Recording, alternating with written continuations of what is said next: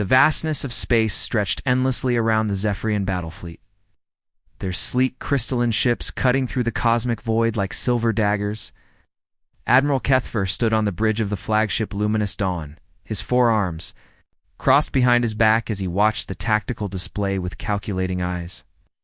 "Long-range sensors are detecting an anomaly," Admiral reported his tactical officer, Lieutenant Vexera. Her voice carried the typical confidence of the Zephyrian military elite. "Unknown vessel approaching from the outer rim." Kethver's mandibles clicked with amusement. Another primitive species, no doubt. In his 3 centuries of service, he had conquered 47 worlds, each one folding before the might of the Zephyrian Empire like paper before flame. This would be no different. "Display the vessel," he commanded, his voice resonating through the bridge's crystalline walls. Main screen flickered to life, showing a dark shape emerging from the asteroid field ahead. At first, it appeared to be nothing more than a collection of metal and debris. But as the image sharpened, something unprecedented happened.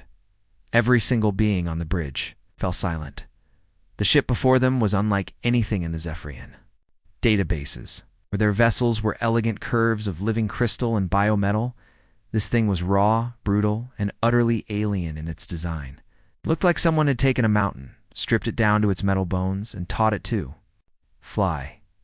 By the ancient cores, whispered communications officer Talshin, her normally steady voice trembling. What is that thing?"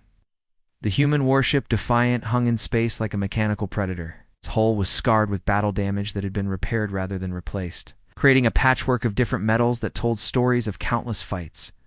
Massive railgun turrets jutted from its frame like the spines of some prehistoric beast, while missile pods clustered along, its flanks like deadly fruit.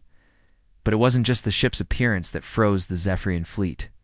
It was what their sensors were telling them about what was inside.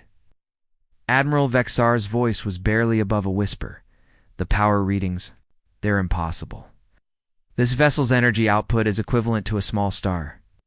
Kethver's confidence wavered for the first time in decades. The Zephyrians had built their empire on the principle of overwhelming technological superiority. Their ships were powered by quantum cores that could reshape matter at the molecular level. Their weapons could disintegrate entire fleets with precisely calibrated energy beams. They were the apex predators of the galaxy. So why was he looking at something? That made his flagship feel like a child's toy. "Attempt communication," he ordered. Though his voice lacked its usual authority, the response came immediately. In a language that their translation system struggled to process. When the words finally came through, they were spoken in a tone that was neither threatening nor welcoming, but simply tired. "This is Captain Sarah Chen of the Terran Federation warship Defiant. You are trespassing in human space. State your intentions." Human space. The Zephyrians had never encountered this species before. According to their star charts, this sector was uninhabited, marked only as a potential mining zone. "I'm Admiral Kethver of the Zephyrian Empire," he replied, drawing himself to his full height. "We claim this system in the name of the Emperor. Surrender immediately, and your deaths will be swift." The silence that followed lasted exactly 17 seconds. Kethver would remember this detail later, during the debriefings that would reshape Zephyrian military doctrine forever. When the human captain finally responded, there was something in her voice that made every warrior on the bridge suddenly remember what fear felt like. "Admiral, you have 30 seconds to reverse course and leave this system. This is your only warning." Kethver's mandibles clicked with indignation. One ship against his entire fleet. The audacity was almost admirable. You face the combined might of 200 vessels. Primitive. What could your single ship possibly do against such odds? The answer came not in words but in action. The Defiant's weapon systems came online with a sound that somehow carried through the vacuum of space and into the souls of every Zephyrian present. It was the sound of a predator awakening, of death machines built by a species that had learned to wage war in ways that defied comprehension. And then, something happened that would be recorded in Zephyrian military history as the moment their empire learned true humility. The human ship simply moved. Not the graceful gliding of Zephyrian vessels, but but something far more terrifying. It accelerated with such violent force that it should have torn itself apart, yet somehow held together through engineering that seemed to mock the laws of physics. In the space of a heartbeat, it had closed half the distance between itself and the Zephyrian fleet. Evasive maneuvers, Kethfer roared, but his tactical officer was already moving, her hands dancing across the control surfaces. The fleet began to scatter, their elegant formations dissolving into chaos. But as they moved, their sensors registered something that made no sense. The human ship wasn't just fast, it was predicting their movements, adjusting its course with impossible precision. How are they doing that? Vexara demanded, her voice rising with panic. They're reading our flight patterns like we're broadcasting them. On the bridge of the Defiant, Captain Chen allowed herself a grim smile. Humans have been fighting each other for millennia, she said to her crew. We've learned to read the patterns of war like others read books. Mr. Torres, prepare the welcome gift. Aye, Captain. Initiating Project Mjolnir. The weapon that the humans had mounted on the Defiant was not merely a gun. It was a rail cannon that could accelerate a tungsten rod to a significant fraction of the speed of light. The power requirements were so enormous that it could only be fired once every few minutes. But the destructive potential was beyond calculation. When it fired, the very fabric of space seemed to ripple. The tungsten rod, it's no larger than a telephone pole, struck the Zephyrian cruiser Eternal Vigilance, dead center. The impact was so violent that it didn't just destroy the ship, it erased it from existence. Leaving only a rapidly expanding cloud of superheated plasma, the shockwave hit the rest of the fleet like a physical blow, sending even the massive dreadnoughts tumbling end over end. In the sudden silence that followed, Admiral Kethfer stared at the empty space where one of his most powerful warships had been just moments before. His mind struggled to process what he had witnessed. The Eternal Vigilance hadn't just been destroyed, had been obliterated, so thoroughly that their sensors couldn't even detect debris. How? He whispered, his voice barely audible. Captain Chin's voice crackled through the communication system, and now there was something else in her tone. Not anger, not hatred, but something far more unsettling, disappointment. Admiral, your species has spent centuries conquering worlds that couldn't fight back. You've never learned what it means to face an enemy that was born in war, raised in conflict, and forged in the fires of endless struggle. The human ship was moving again, this time at a more leisurely pace, as if it had all the time in the world. But the Zephyrians could see its weapon systems tracking their movements with mechanical precision. Like a hunter selecting its next target. You wanted to know what one ship could do against 200? Chen continued. Let me show you. What? Defiant opened fire with its secondary weapons, and the Zephyrian fleet learned the difference between war and extermination. Chapter 2. The hunters danced. The battle that followed wasn't really a battle at all. It was a demonstration, a masterclass in warfare conducted by a species that had learned to kill with efficiency that bordered on art. The Defiant moved through the Zephyrian fleet like a shark through a school of fish, its weapon systems targeting critical points with surgical precision. It didn't destroy every ship it encountered. Instead, it crippled them, leaving them floating helpless in space while it moved on to the next target. They're toying with us, Vexara reported, her voice hollow with disbelief. They could have destroyed the entire fleet by now, but they're deliberately holding back. Admiral Kethfer watched in growing horror as his magnificent battle fleet was systematically dismantled. The humans weren't just superior in technology, they were superior in their understanding of warfare itself. Every move the Zephyrians made was anticipated, every strategy countered before it could be implemented. Sir called out the communications. Officer, I'm detecting massive energy signatures approaching from the edge of the system. Multiple contacts, closing fast.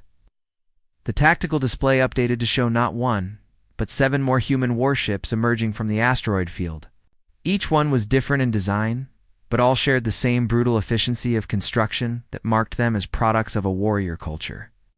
This is Admiral Marcus Webb of the Terran Federation 3rd Fleet, came a new voice, older and harder. Then Captain Chen's. Admiral Kethfer, you are surrounded and outgunned. Stand down immediately. For the first time in his career, Cuthbert felt the cold touch of despair. 8 human ships against what remained of his fleet, and he had no doubt about the outcome. The demonstration had been clear. These humans could have wiped out his entire force with their first ship alone. What do you want? He asked, his voice barely steady. To talk, Admiral Webb replied, and something in his tone suggested that this was not what Cuthbert had expected. To hear, Captain Chen, please escort our guests to the Prometheus. It's time they learned about the galaxy they've been trying to conquer. The transfer was carried out with military precision. Cuthbert and his senior officers were brought aboard the human flagship under what could charitably be called protective custody. As they were led through the corridors of the Prometheus, the Zephyrians couldn't help but notice the differences between human and Zephyrian ship design. Where Zephyrian vessels were built for elegance and efficiency, human ships were built for survival. Every corridor had blast doors that could seal it off in case of hull breach. Every section had independent life support systems. Emergency equipment was stored in easy-to-reach locations throughout the ship.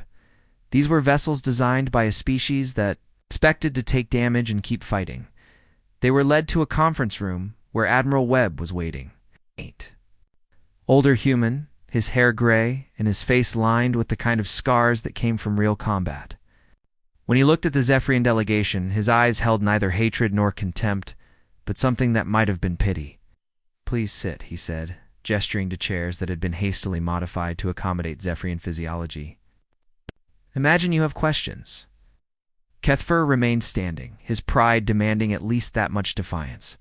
Your species was unknown to us until today. How is it possible that you've developed such advanced technology without our knowledge?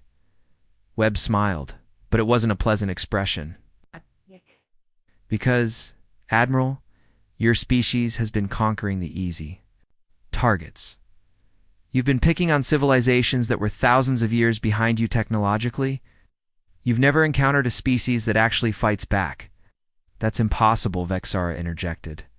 The Zephyrian Empire has conquered 47 worlds. We've faced every type of resistance imaginable. Have you? Webb asked.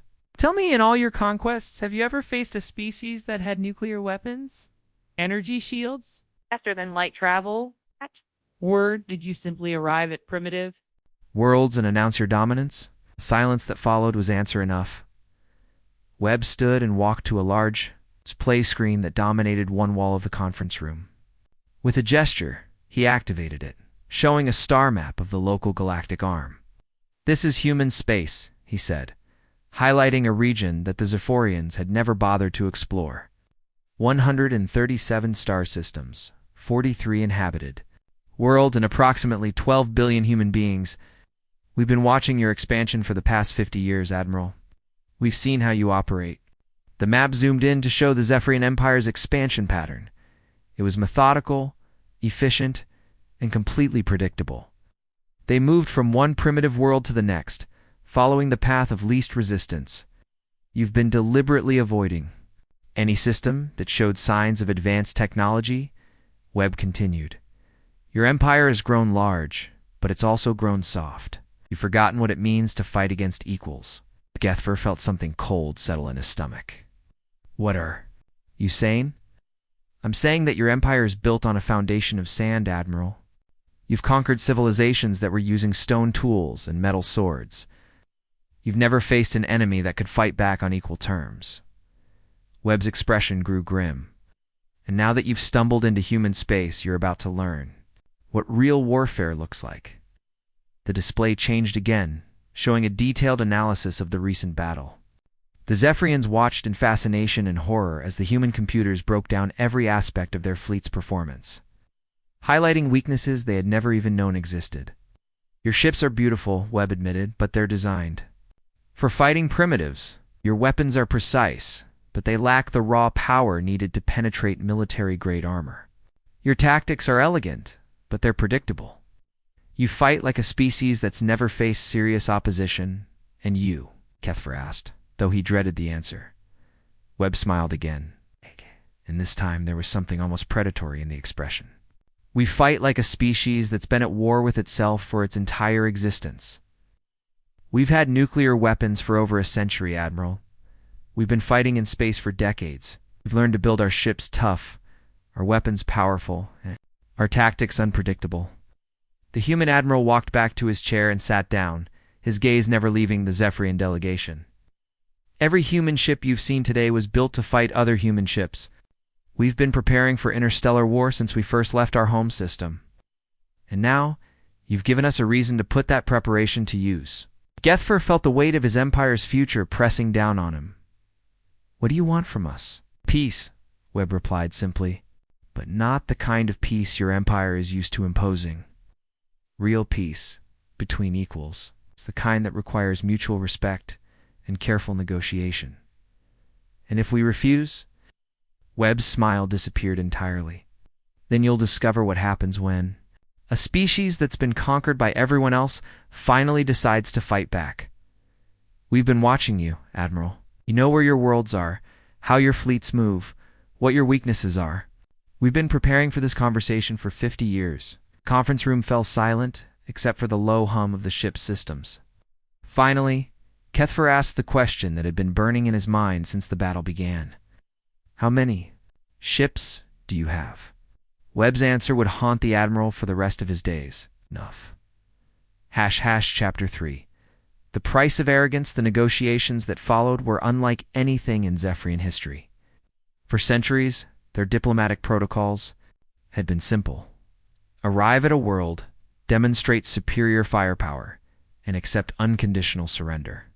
The concept of negotiating with equals was so foreign that they had no established procedures for it. Admiral Webb had assigned Captain Chen to lead the human delegation, and she proved to be as formidable in diplomacy as she was in combat. She sat across from Kethfer in the conference room, her hands folded calmly on the table, while she systematically dismantled everything the Zephyrians thought they knew about galactic politics. Let's start with the basics, she said, her voice carrying the same quiet authority that had first frozen the Zephyrian fleet. Your empire has been operating under the assumption that you're the most advanced species in the galaxy. That assumption is now proven false. The question is, what are you going to do about it? Kethfer struggled to maintain his composure. The Zephyrian Empire has brought order to 47 worlds. We have lifted primitive civilizations out of barbarism and into the light of progress. Our rule has been beneficial to all. Has it? Chen asked. She gestured to the display screen, which now showed detailed reports from various Zephyrian-controlled worlds. According to our intelligence, 15 of your conquered worlds have experienced significant population decline since occupation. 8 have had their natural resources completely strip-mined, and on at least 6 worlds, the native populations have been relocated to make room for Zephyrian colonists. The data was accurate, and all 3 Zephyrian officers knew it, but seeing it presented by an outside observer, stripped of the justifications and rationalizations that had made it palatable, was deeply unsettling. Those worlds were primitive, Vexera said, her voice defensive. They were not making efficient use of their resources. We brought them technology, medicine, education. You brought them slavery, Chen interrupted. They have dressed it up in pretty words, but when you conquer a world and force its inhabitants to work for your benefit, that's slavery. And slavery, Admiral, is something that humans have very strong opinions about. The temperature in the room seemed to drop several degrees. Kethfer found himself remembering the terrifying efficiency with which the human ships had dismantled his fleet. If they viewed the Zephyrian Empire as a slavery-based civilization, what do you want? He asked again, though he was beginning to understand that the answer might be more complex than he had hoped. Chen leaned forward slightly. We want you to stop. No more conquests, no more expansions. The Zephyrian Empire has reached its maximum size as of today. Impossible, Kethfer said immediately. The Empire must grow to survive. It is our nature, our destiny. Your nature, Chen said quietly, is about to get you exterminated. The words hung in the air like a physical presence. For the first time, Kethfer truly understood what he was facing. This wasn't just a more advanced species. It was a species that viewed the Zephyrian Empire as a threat to be eliminated. You're threatening genocide, he said. his voice barely above a whisper. "No," Chen replied. "We're offering you a choice. You can continue your expansion and face the consequences, or you can learn to coexist with your neighbors. The choice is yours." Before Kethvar could respond, the ship's communication system crackled to life. "Captain Chen, we're receiving a priority transmission from High Command. It's marked urgent." Chen frowned. "Patch it through to conference room 3. The display screen flickered, and suddenly they were looking at a human in a different uniform, one that seemed to carry even more authority than Admiral Webb's. The man's face was grim, and when he spoke, his words sent a chill through the room. "Captain Chen, this is Admiral Harrison of Federation Command. We've just received word that a second Zephyrian fleet has attacked the Kepler colony, estimated. Casualties are in the hundreds. The colony's orbital defenses held them off, but they're requesting immediate assistance." Chen's expression didn't change, but something in her eyes turned very cold. "Understood, Admiral. We'll be there within the hour." The transmission ended, leaving the conference room in deadly silence. Kethvar felt the world tilting beneath him. A second fleet. He had no knowledge of any other Zephyrian forces in this sector. "Captain," he said urgently, "I swear to you, I have no knowledge of this attack. My fleet was operating independently." "Believe you," Chen said, and her tone suggested that she was telling the truth. "But it doesn't matter. Your people have just attacked a human colony. That changes everything." She stood and walked to the communication panel. "Admiral Webb, this is Chen. We need to discuss the situation." Webb's voice came through immediately. "I heard, Captain. What's the status of our guests?" "They claim no knowledge of the attack." "I believe they're telling the truth. It doesn't matter. The Kepler colony has been hit. We're looking at civilian casualties, Rebecca. It's a line we can't let them cross." Chen turned back to face the Zephyrian delegation. "Admiral Kethvar, I'm going to be very clear about what happens next. We're going to escort your remaining ships back to the edge of human space. Then we're going to respond to this attack on our colony. Well, I can guarantee you that our response will be proportional to the threat you represent." "What does that mean?" Kethvar asked, though he feared. He already knew. "It means," Chen said quietly, "that the Zephyrian Empire is about to learn what humans do to species that attack our civilians." The implications hit Kethvar like a physical blow. If the humans retaliated against the Zephyrian Empire with the same efficiency they had demonstrated against his fleet. "Please," he said, his pride finally cracking. "There must be another way. Not all of my people are responsible for this attack." Chen studied him for a long moment. "Maybe," she said finally. "But that's not a decision I can make. That's a decision for people much higher up the chain of command than me." She activated the communication system again. "Admiral Webb, we need to get our guests home immediately. They need to warn their people about what's coming. Understood?" Captain, what's... "Your assessment of the situation." Chen looked at Kethvar, and for a moment, he saw something that might have been sympathy in her eyes. "I think we're about to find out what happens when an unstoppable force meets an immovable object, sir. And I don't think the galaxy is ready." For the answer, the journey back to the edge of human space took 6 hours. During that time, Kethvar and his officers were given access to human databases. It's allowed to see the true scope of human military capability. What they discovered would have been unbelievable if they hadn't already witnessed it firsthand. The humans had been preparing for interstellar war for decades. They had shipyards that could construct vessels at a rate that defied comprehension. They had weapons that could crack planets, and the willingness to use them if necessary. Most terrifying of all, they had been united by the discovery that they were not alone in the galaxy. Every human faction, every nation, every political entity had put aside their differences to prepare for the day when they would face an external threat. The Zephyrian Empire had just provided them with that threat as they approached the boundary of human space. Kethvar made a decision that would define the rest of his life. He opened a communication channel to the human ships. "Captain Chen," he said, his voice heavy with the weight of his species' future. "I want to help you prevent a war." "How?" Chen asked. "Let me go back to my people. Let me tell them what I've seen. Give me the chance to convince them that continued expansion is suicide. Chen was quiet for a long moment. And if you can't convince them? Gethfer looked at his officers, seeing his own fear reflected in their eyes. Then at least some of us will survive to remember what the Zephyrian Empire was before it encountered humanity. The silence that followed was broken by Admiral Webb's voice. Admiral Kethfer, you have 72 hours to return to your people and convince them to cease all aggressive actions. After that, we respond to the attack on Kepler Colony. And if I succeed, then maybe, Webb said, we can find a way to coexist. But the age of Zephyrian expansion is over. That's not negotiable. As the human ships escorted the remnants of the Zephyrian fleet to the edge of human space, Kethfer stared at the stars and wondered if he was looking at the end of his civilization or the beginning of a new chapter in galactic history. He had 72 hours to find out.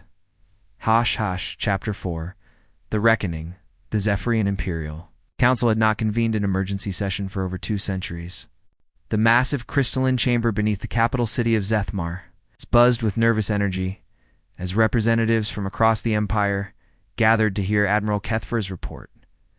Emperor Zorthel himself sat upon the throne of eternal conquest, his ancient form still imposing despite his advanced age, his 6 eyes fixed on Kethfer with a mixture of curiosity and barely contained fury. Admiral, the Emperor's voice resonated through the chamber. You have returned with less than half your fleet and wild tales of a species that supposedly defeated the might of the Zephyrian Empire. Explain yourself. Kethfer stood in the center of the chamber, his tactical uniform still bearing the scorch marks from the battle. Around him, hundreds of council members murmured among themselves, their mandibles clicking with skepticism and concern. Your Imperial Majesty, he began, I have seen the future of our empire, and it is not what we expected. For the next hour, he recounted every detail of the encounter with the humans.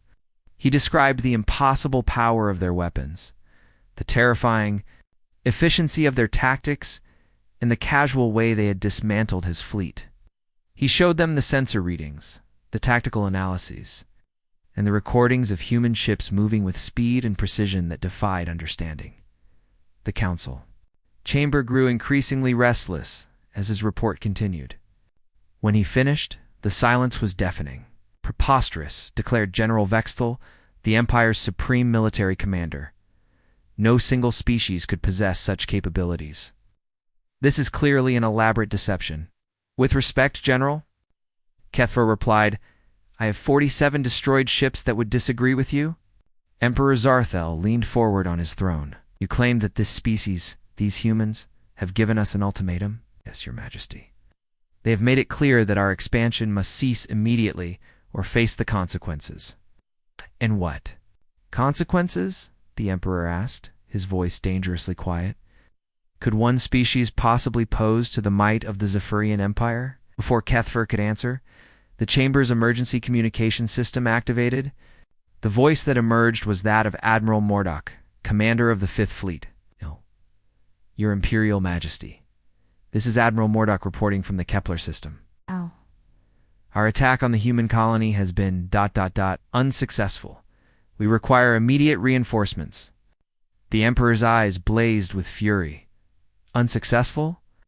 How can an attack on a primitive colony be unsuccessful, Your Majesty? Mordok's voice was filled with panic. They were waiting for us, the humans. They have defenses we've never encountered. Weapons that can destroy our ships from impossible ranges. We've lost 60% of our fleet, and the remainder is trapped in the system. The council chamber erupted in chaos.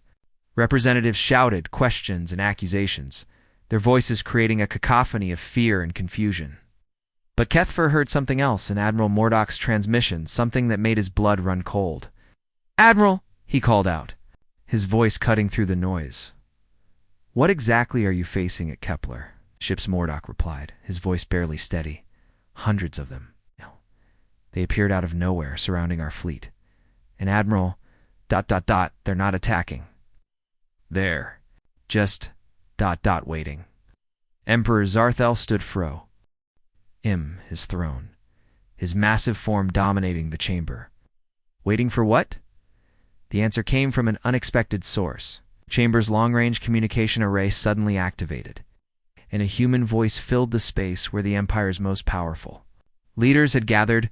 Emperor Zarthiel, the voice said, and despite the translation matrix, its authority was unmistakable. This is Admiral Harrison of the Terran Federation. We need to talk. The silence that followed was absolute. Never in the history of the Empire had an alien species contacted the Imperial Council directly. The very idea was inconceivable. How? The Emperor whispered, his voice barely audible. We've been monitoring your communications for the past 50 years, Harrison replied. We know where your worlds are, how your government functions, and what your military capabilities are. We know everything about you, Emperor. The question is, what are you going to do with that knowledge? Emperor Zarthel's rage was magnificent to behold. His 6 eyes blazed with fury, and when he spoke, his voice shook the very foundations of the chamber. You dare to invade our most sacred space? You dare to threaten the Zephyrian Empire? Emperor Harrison's voice remained calm. We're not threatening you. We're offering you a choice. Your Admiral Mordok's fleet is currently surrounded by 300 human warships. You could destroy them all within the next 10 minutes. But we won't if you agree to our terms.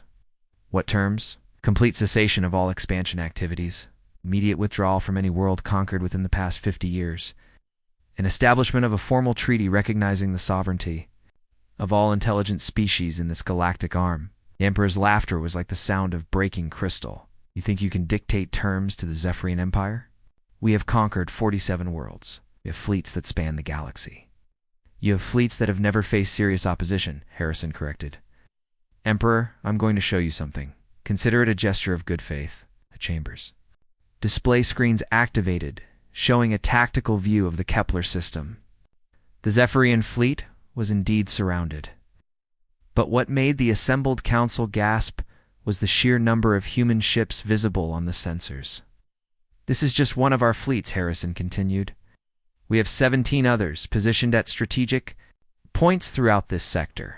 If you force us to use them, the Zephyrian Empire will cease to exist within a week. Impossible, General Vexel protested. No species could maintain such a massive military force. General Harrison's voice carried a note of weary amusement. Humans have been at war with each other for our entire recorded history. We've learned to build weapons that can destroy cities, fleets that can blockade entire star systems, and armies that can conquer continents. The only reason we haven't destroyed each other is that we learned to channel that aggression outward, toward the stars. Oh. The chamber fell silent as the implications sank in. The Zephyrian Empire had grown strong by conquering species that couldn't fight back. But now they faced a species that had been preparing for war since before they left their home planet.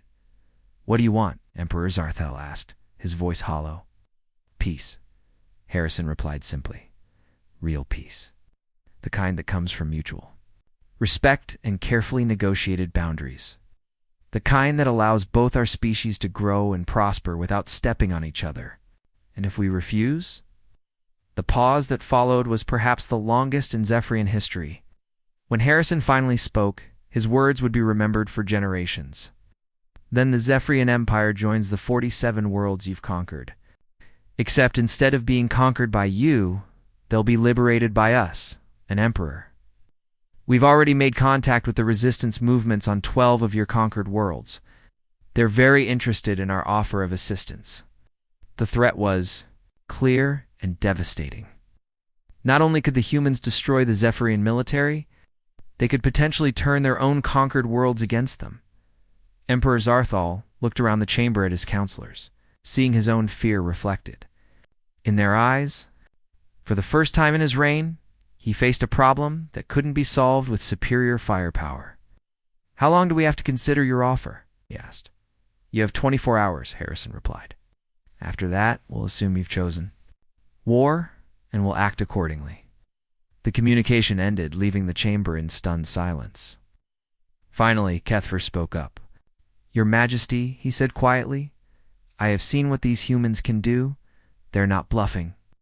Emperor Zarthal turned to face his admiral, and for the first time in centuries, he looked old.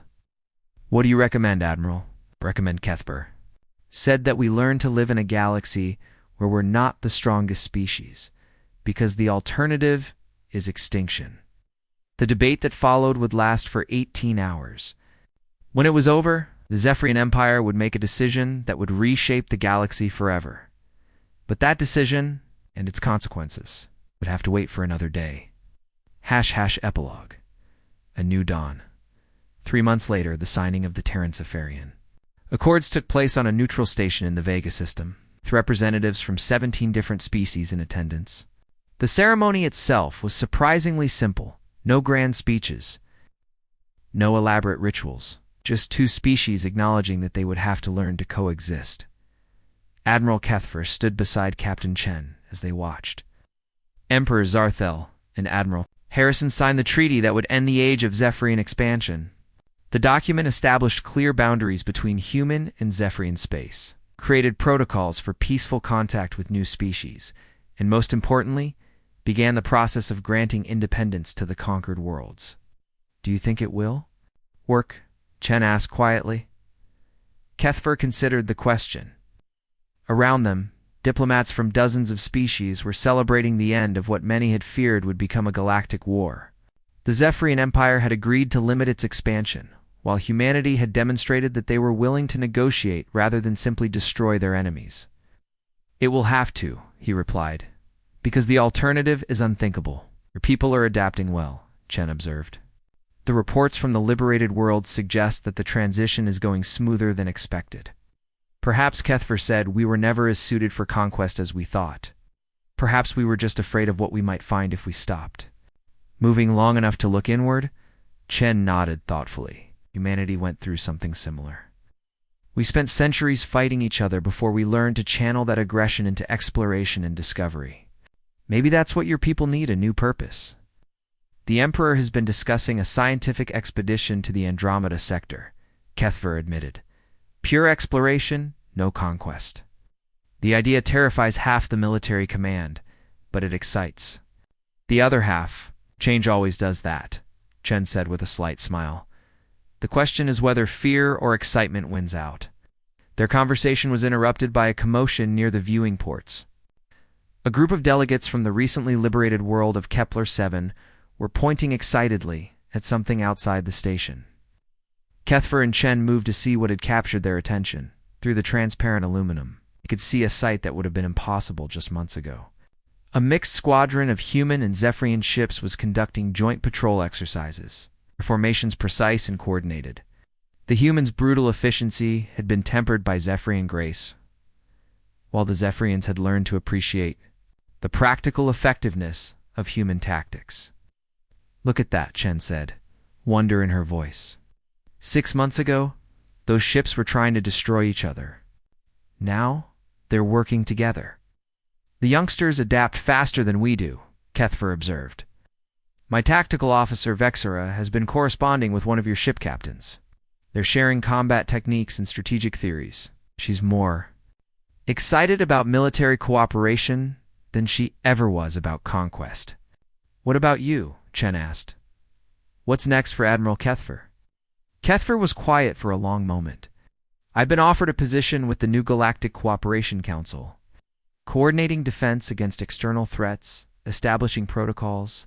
For first contact with new species, it's different from what I expected to be doing at this stage of my career. But perhaps that's what we all need. Something different. Something that challenges us to grow rather than simply consume. Behind them, the ceremony was winding down. Emperor Zarthel was speaking with Admiral Harrison, their conversation animated but peaceful. The sight of the two leaders working together, rather than preparing for war, was something that would have been unthinkable just months ago. Admiral Chen said, "There's something I need to tell you. Something that wasn't in any of the official reports." Kethfer turned to face her, noting the serious expression on her face. "What is it?" The Kepler colony attacked the one that nearly started a war between our species. It wasn't random. Our intelligence services detected signs of a much larger threat moving through this sector of the galaxy. Something that makes both our species look like children playing with toys. The words sent a chill through Kethfer. What kind of threat? We're not sure yet, but the attack patterns suggest a species that's been watching both of us, learning our tactics, our weaknesses. The assault on Kepler might have been a test to see how we'd respond to pressure. Do you think someone is using our species as laboratory subjects? Chen nodded grimly. It's possible. If that's the case, then this peace treaty isn't just about ending conflict between humans and Zephyrians. It's about survival.